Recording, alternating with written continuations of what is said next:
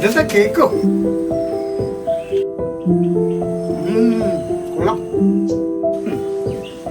അപ്പത്തെ സുധീരങ്ങളുടെ grand ഡോട്ടറിന്റെ birthday എന്നാ പാപ്പാ. എന്നിട്ട് കൊച്ചു പോയോ? ഏയ് അങ്ങനെ എല്ലാവരെയും വിളിച്ചില്ല, അപ്പുറത്തെ ആന്റി കൊണ്ടുവന്നതാ.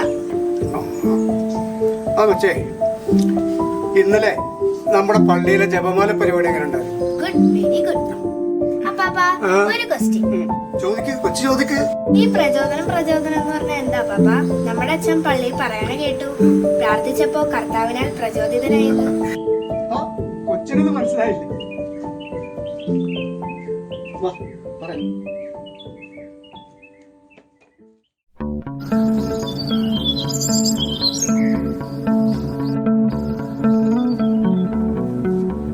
ഈ പ്രചോദനം എന്ന് പറയുന്നത് ഒരു ദൈവജ്ഞാനം.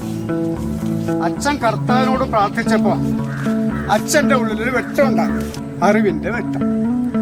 അതാണ് അച്ഛൻ പള്ളിയിൽ ജപമാല കാണിച്ചത്. മംഗളവാർത്ത മുതൽ മാതാവിന് സ്വർഗാരോപണം വരെ, അല്ലേ? അപ്പാപ്പൻ പറഞ്ഞോന്ന് ഈ കൊച്ചിന് മനസ്സിലായില്ലല്ലോ. മോളുടെ അപ്പനും അമ്മച്ചി വീട്ടിൽ വഴക്കുണ്ടാക്കാറുണ്ടോ? അടിയും പിടി ഉണ്ടാക്കാറുണ്ടോ? ഏയ് ഞാൻ കണ്ടിട്ടില്ല.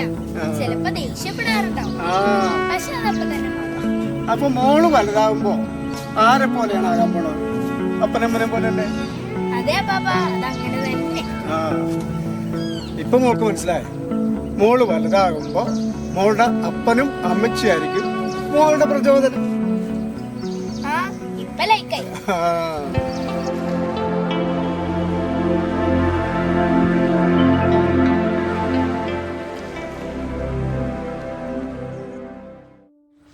എന്റെ അപ്പനും അമ്മച്ചി വലിയ കഠിനാധ്വാനികളായിരുന്നു. പാടത്തും പറമ്പിലും റബ്ബർ തോട്ടത്തിലും കാലത്തെഴുന്നേറ്റ് പണിക്കണം. കപ്പയും നെല്ലും കാച്ചിലും തേങ്ങയും റബ്ബറും എന്തെല്ലാമാണ് ഉണ്ടാക്കിയിരുന്ന അറിയോ? തക്കാളിയും പാവയ്ക്കയും വെണ്ടയ്ക്കയും വഴുതനങ്ങയും പടവലങ്ങയും. എന്റെ അപ്പന് 90, അമ്മച്ചിക്ക് 85. അവരിൽ നിന്നും കിട്ടിയ പ്രചോദനമാണ് അപ്പാപ്പന്റെ ജീവിതത്തിന്റെ വലിയ പാഠപുസ്തകം. മറ്റുള്ളവരിൽ നന്മ കാണുന്ന സൽപ്രവൃത്തികൾ നമ്മളെയും നല്ലവരാക്കും. ജീവിതം ഒരു പ്രാർത്ഥനയായി കൊണ്ട് നടന്ന അവിടെ നിന്ന് കിട്ടുന്ന പ്രചോദനങ്ങളാണ് നമുക്ക് നല്ല കാര്യങ്ങൾ ചെയ്യാനുള്ള ശക്തി തരുന്നത്. കർത്താവും മാതാവും പിതാവും മാത്രമല്ല, സകല ദൈവദാസരും പുണ്യാളന്മാരും നമ്മുടെ പ്രാർത്ഥനയിലേക്ക് കടന്നു വരുമ്പോൾ അവർ നയിച്ച ദിവ്യ ജീവിതം നമുക്ക് പ്രചോദനമാകാറുണ്ട്. അന്വേഷിപ്പിൻ, നിങ്ങൾ കണ്ടെത്തും, മുട്ടുവിൻ, തുറക്കപ്പെടും. ഇതാണ് കൊച്ചേ വലിയ പ്രചോദനം.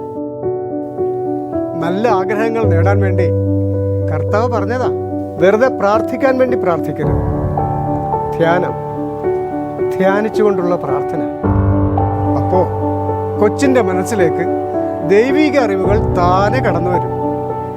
എന്താ കൊച്ചേ? ശരിയാ പാപ്പ.